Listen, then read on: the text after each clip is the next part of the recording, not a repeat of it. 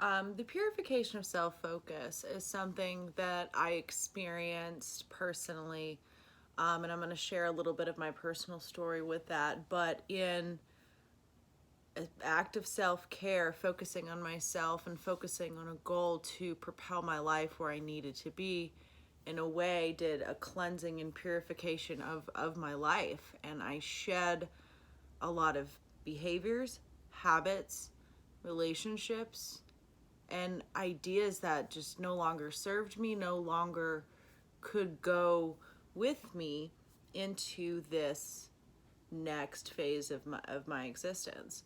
And there's a major call in the collective right now for all of us to find what our passion is. And if you know what that is, if that, when I say what your passion is, what lights you up inside, what feels like play when it's working, basically, that is part of your mission on this planet. And it's important right now that we all step into our own self-empowerment and chase a life of self-care. And self-care is creating a life that you don't have to escape from. And I I got that verbiage from a meme on Instagram. I don't know the original author. I definitely don't want to plagiarize this person's work, so I'm gonna drop that down below. But it's a powerful idea. So my self-focused story, I am a third time bar exam passer. I failed the bar exam twice. I graduated law school in 2013, and at the time I worked as a legal assistant for two very busy attorneys. And when the beginning of my last year of law school started, my marriage started to crumble, and I eventually divorced. And when I graduated law school, my son was a year old, and I was 26 years old, and I had a job that barely paid the bills. The bar exam is only offered twice a year, so I took it twice in 2014, didn't pass both times. I was in a job where I was barely making ends meet. I was having to drive for Uber to supplement my income, or just pick up random like bartending and serving jobs because I maintained a ABC license, just so I could have money for those expenses you don't think about. I have a 7-year-old, so yeah, it's always something with kids. I mean, it's always something if you own a home. I mean, it's always something. It's just life. But anyway, and when I failed it the second time, I was just like, plan B. And I took a job in insurance. And I made really good money and had a lot of time off and got very complacent and bored and slipped into a place of complacency, and never, the bar exam never was far from my mind, but I settled for less than I am capable of, less than I am not what I'm supposed to do. And it's hard. There's some days I really enjoy it, but there's a lot of days where I'm dreaming at 5 o'clock and my next vacation or happy hour. And that's not a fun existence. And it's not that it's terrible. I am very comfortable. I have a lot of privileges that a lot of people would love to have. I work from home full time, and I decided to take the bar exam, and I at first wasn't going to tell anybody because I was so embarrassed because, I failed it twice. It's humiliating. The legal field is extremely competitive, and I went to a night school, and if you've ever watched Better Call Saul, kind of the attitude at HHM of Jimmy as an attorney is kind of, and it is very similar to what I experienced as being a graduate of a night school, or how big like firms of that, like that similarity of that archetype viewed graduates from my law school, which, I mean, I had to work a lot harder to get my degree. I had to work, I worked full time and I went to school at night. Anyway, but in 2019 it hit me. I am one promotion away from topping out in my current field, and I'm not very happy. I was always kind of scheming of ways to do creative projects or things to distract me, and I initially started this blog project and this channel, and I had a moment when I decided to put this project on the back burner to begin the bar exam study, where I was really disappointed with myself. My focus on my blog and on my channel, and I was vending events as the blog, and it was like, I mean, I was having some moderate success with it, you know, small success, nothing huge, but I mean, definitely not on that channel. I have like 13 subscribers, but the other parts of the blog were doing pretty well. And I realized it had just become something that it wasn't for me to become a very ego-driven thing. How many likes did I get on Instagram? How many views did I get? It was just, I vended an event and I was so concerned about how much money I made. It's all I talked about the whole time. It just was really, I was disappointed in myself. That's not me. And focusing on the bar exam and doing that, it really helped me to drop, or really helped me expose those kinds of behaviors in myself that really was just a product of maybe a self-love deficit within me. But when I started studying for the bar exam, I was less available for people, and there were friendships in my life that it became very clear once I gave that my focus that they weren't as here for me as I thought they were. And I mean, these were people I consider my best friends, and it became very clear that if I wasn't the one that was going to make things happen, it wasn't going to happen, and it was really hard to deal with. And also it helped me realize that I mean, I kind of already knew this about myself, but I had a really bad tendency of people-pleasing and to give to get love. And in doing that, it creates a very toxic amount of resentment and expectation that is not healthy in any kind of relationship. I'm in CODA recovery, so I'm definitely at a way better place with all that stuff than I was 2 years ago, but it's a continual process. But so I studied for the bar exam and decided I was going to do it in August, and just so happened very serendipitously, I had to go into the office one day. I work from home, right? So I go into the office one day, and I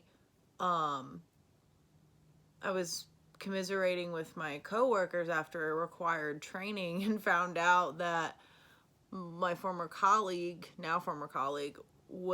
had put in his notice, and they haven't looked to fill his position, and his position was basically the role that I got into insurance to do. And that was kind of my last stop. And I knew that without taking the bar exam and becoming a lawyer.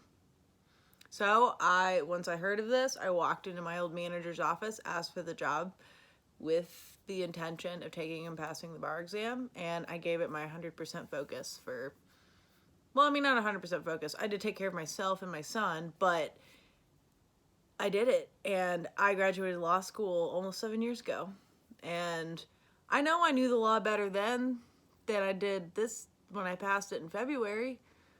So much of it was I was letting so many other things distract me, and expectations of people that really didn't care about me. I mean, I guess that's not fair, but it was just focusing on myself really helped me shed a lot of dead weight. And for me, it was the bar exam. For me, it was completing that. And now I have doors open for me. And I really am feeling a strong message right now that we need to figure out what that is, what our passion is. I want to be a lawyer, and I'm very drawn to social justice. Am I going to achieve that in insurance? No, but I have a plan. There is a need for us for us to step up and step into our roles right now of what our purpose is on this planet. And that is very tied to your passions and what gets you excited and what you really enjoy doing. I'm telling you, having a job that you are kind of happy with is hard. We spend most of our lives working. It's just the facts. And the point is to create a profession or a job that doesn't feel like it's work. You don't think about it that way. And it does call us to self-discipline and commitment, and it's hard because I'm 32 years old. I have a mortgage, a car, a child, bills, and stuff, and a very demanding job. I had to know who the people in my life were that I could count on and ask for help, and rearrange my money so I could pay for help if I needed to. And just like, I just had to figure it out. You've got to want it. And yeah, we're in a pandemic right now. Yeah, it's hard to get out and do things. Yeah, I mean, I can see that being a totally understandable excuse to not do it right now. But we have more time on our hands than ever before. Do I think that's necessarily a bad thing? No. But the time you're spending scrolling your Facebook, or the time you're spending, binging on tarot readings, which is something I used to do, so no judgment. But the time you're spending doing that stuff, you can put it towards creating a life that you don't have to escape from, a life of true self-care. And what if you don't know what that is? And I know what it's like to get to a place where you don't know what that is. I'd gotten so far removed away from law and being a lawyer and all. I got to a point where it was like I had started my twin flame and spiritual journey. So I was on this path, and I kept going down all these different paths, trying to interpret the signs that I was getting. And you know what it always brought me back to? Law and writing and creativity. And all of those things can be together.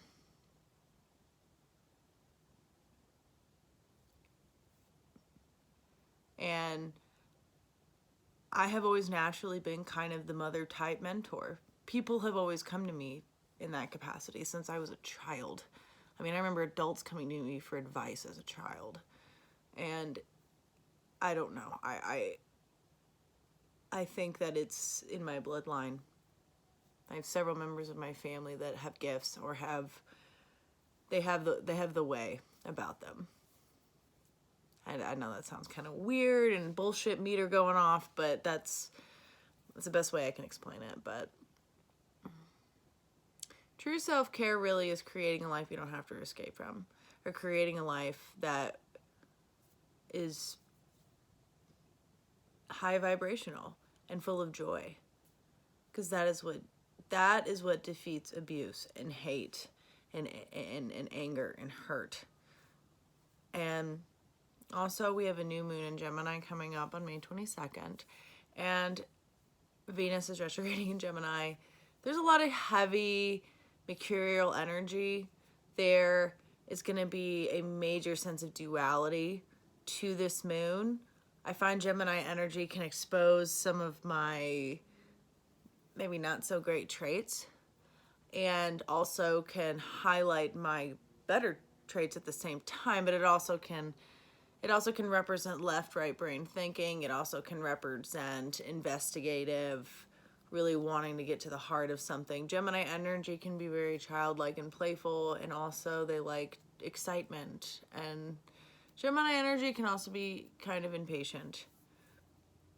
And with the retrograde energy, there's definitely going to be a return, some possible return of the past and things from the past coming up for review that could relate to shadow work or our duality within us of dark and light.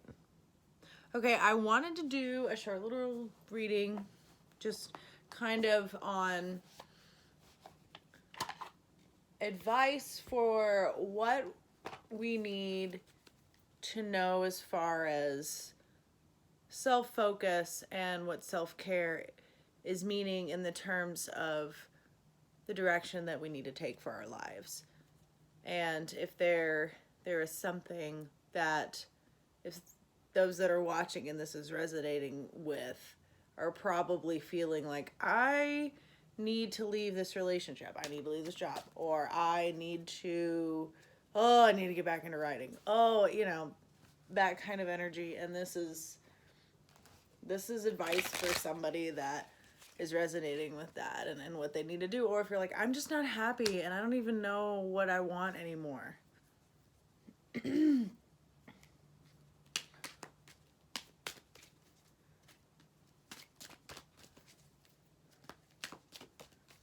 Okay.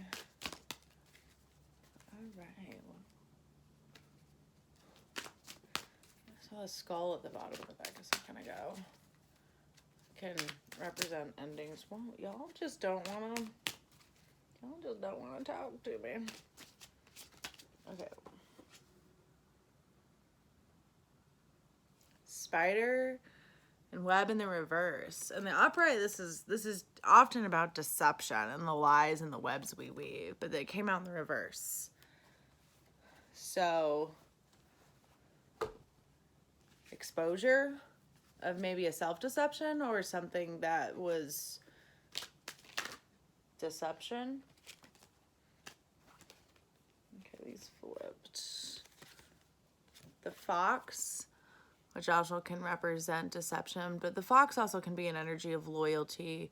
It also can be an energy of like being sleuthy or sneaky. The thread is something that represents like deep connection too. It can represent twin flame energy, but it is a thread. It's an invisible thread that binds us together. And it also can represent soul contracts and a fated event. And then the tower can represent isolation and seclusion and reclusion. I mean, that's a heavy hermit energy. This could be talking about a Virgo. I'm also kind of feeling some heavy scorpionic energy off of this, with kind of the undertone of something being hidden. But with the spider web coming out in the reverse, I'm feeling that you, with this fox energy, I think you had to do some digging to find out some level of deception about something that you're really connected to. And yeah, at the bottom of the deck is the window, which is kind of a call to the unconscious, kind of a call to the dream space. It's also kind of like you need to look deeper. And also with the moon, it's somewhat of an energy of the moon in the typical tarot, but you need to look deeper. It's not clear because things are covered with the dark of night, so to speak. So I'm feeling a heavy, like there's a real needing for clarity here, because there's definitely some level of deception that was uncovered by some kind of sleuth energy. Maybe like you were just digging around social media, or maybe you saw an email you weren't supposed to see, or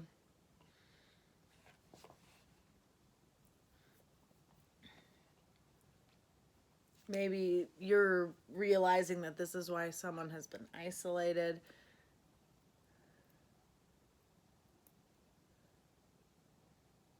maybe there was some kind of, I'm almost feeling like a misunderstanding of deception with a Virgo energy, or someone that's been like, you've been somewhat withdrawn from each other from this perceived deception, and you have kind of uncovered the truth.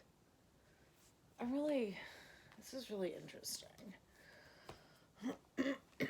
I want to get some more cards on this. What is this? I want to know what this spider web is about. I mean, I'm definitely feeling like the Tower could represent a Virgo. I mean, it doesn't have to, but like there's like a withdrawal energy, and it's somebody you're really close with, but there's this level of deception or not being clear, but somebody has uncovered something, because there is the fox here with some like sleuth kind of sly energy. This is the Six of Cups. This is kind of like a return from the past. It can be reuniting with someone, like an ex. But I tend to feel with the Six of Cups, it's more of like a nostalgic feeling or a return to. Get the sun on the bottom of the deck, so that's illumination. So I'm really feeling like this is more like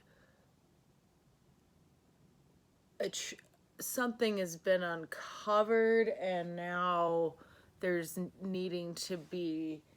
something needs to be dived into deeper, because there's lack of clarity. But it's something to do with somebody from the past, or it could be a Scorpio, Cancer, Pisces. This is water energy. But it might be something of the past, a past life, or maybe an old employer. I mean, the sun is on the bottom of the deck, which is about illumination. Can I get some more? Okay. Whoa. Okay, the moon. I mean, yes, the moon. We get it. There is something that we don't know here. There's something you don't know. There's something you don't know. There's something you don't know that you need to gain clarity on. Maybe you need to do some investigating. And new moon in Gemini is honestly a great period for investigating. It's a very investigative energy. It could involve a Cancer with the moon here. The moon can also represent Scorpio or Mars energy. You could be finding out about somebody returning to someone of their past. If this is resonating with you on a love level, or you're realizing that if it deals with a job, you went for some kind of promotion, or you found out that there was some dishonesty in the past. Whoa. I want to talk now. Can I get more on this spider web in reverse energy? Okay, that flipped. The Chariot in reverse. I mean, this is more Cancer energy too, but it's in the reverse, so it's stopped things from moving. Like, things came to a grinding halt because of whatever this was, or things have come to a grinding halt for you. And there's Five of Cups on the bottom of the deck, which is grief and remorse. So there's a level of loss associated with this. Jesus Christ. Okay. It's the Ten of Wands. It represents heavy burden, but a 10 represents it's an ending. So there was some kind of dishonesty that was uncovered that kind of stops something in its tracks. You really don't know the full extent of it, and there's a level of isolation or being separated from whatever is on the opposite end of this. Either you or the other person, or vice versa. And there's some level of detective work, sleuth energy, and there's a deep soul connection. But there is an ending. Maybe there's an ending to a cycle. Maybe there was like maybe it's a call to end a toxic behavior pattern. This is the Eight of Swords. This is about work, putting in work, learning something new. This is about building. This is about working with somebody. This is about working on something. And the Devil, this could represent a Capricorn. This is way too many. Page of Wands, the Star, Six of Pentacles, Balance, Queen of Pentacles, Two of Cups. I mean, this definitely could represent a soulmate energy, or your not like soulmate is necessarily romantic, but like your soul path, or what you're supposed to be doing. And there's a level of healing around this deception. I mean, it could be just a deception you had within yourself. I mean, the devil represents codependency and maybe self-sabotaging behaviors, and this represents work and time. And there's a lot of Pentacles energy here, which can represent an earth sign, Taurus, Virgo, Capricorn, but it speaks heavily to a change in career. Maybe you've stayed stuck in a situation, or part of why you stay stuck is you need to go back to school. And the Eight of Pentacles is all about going back to school. And there's something very healing about going down this path, and it's going to lead you to recognition and blossoming abundance. And then you've got the Two of Cups, which is about a choice, and I'm heavily feeling this. Like,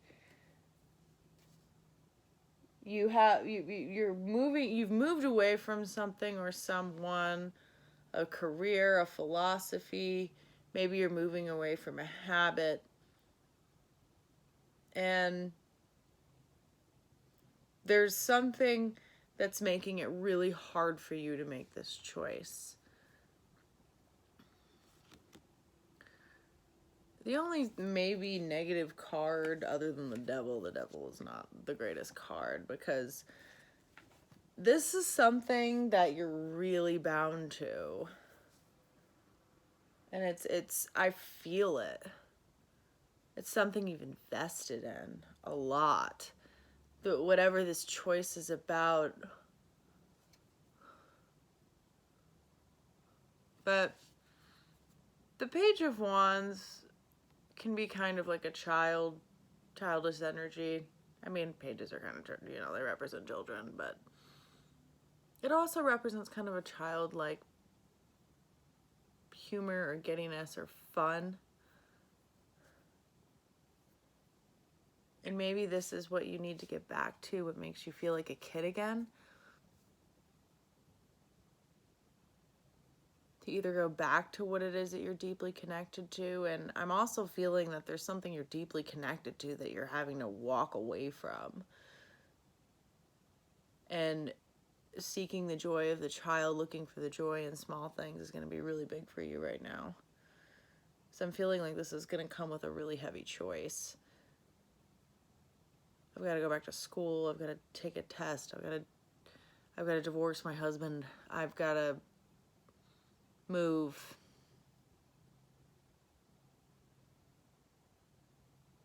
And it's definitely, there's something came to a grinding halt, but it relieved a lot of burdens. Or you're about to have something come to a grinding halt, and it's going to be a culmination and relieve a lot of burdens. And then I don't think I said this one before, but that came up. But this is, you already said Six of Pentacles. Yeah, I talked about all these. And this is the Queen of Pentacles. This is somebody who rules, and I almost said rules empires, but that's an empress. But the Queen of Pentacles is one of the best queens. She makes a beautiful house. She is good with money. She's great with her resources. And she's learned and seen a few things. This is a positive energy.